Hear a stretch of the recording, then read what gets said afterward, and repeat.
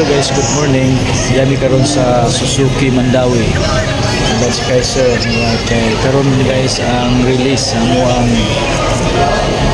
sakinan na Suzuki XL7. Okay. So excited guys. Karon nga adlaw July October 25. Makasakyan na nila si Kaiser. Second car.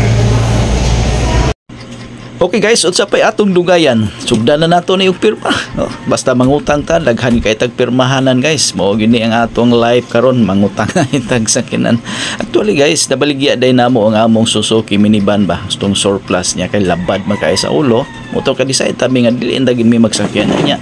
As kang lisura man dining naanda na tag sakyanan guys, mangita magyud tag kanang kasakyan yun nga kuan. Mo na nga nagsuway mig apply sa bangko mga nang car loan ba.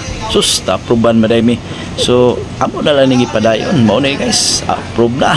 So, gi-release na ni adlaw October 25, no? Adlaw Sabado. Oni guys, Suzuki XL7. Ayo kani among giimo guys. So, mao ni ang among mga damgo, mga blessings ni nga gihatag sa Dios. Ayaw mo katingala ha.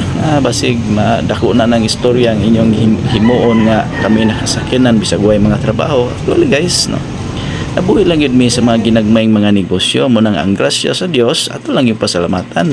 Okay, short vlog na to guys. Abangan nyo lang guys ang susunod naming vlog. Patikim lang to. Okay, bye!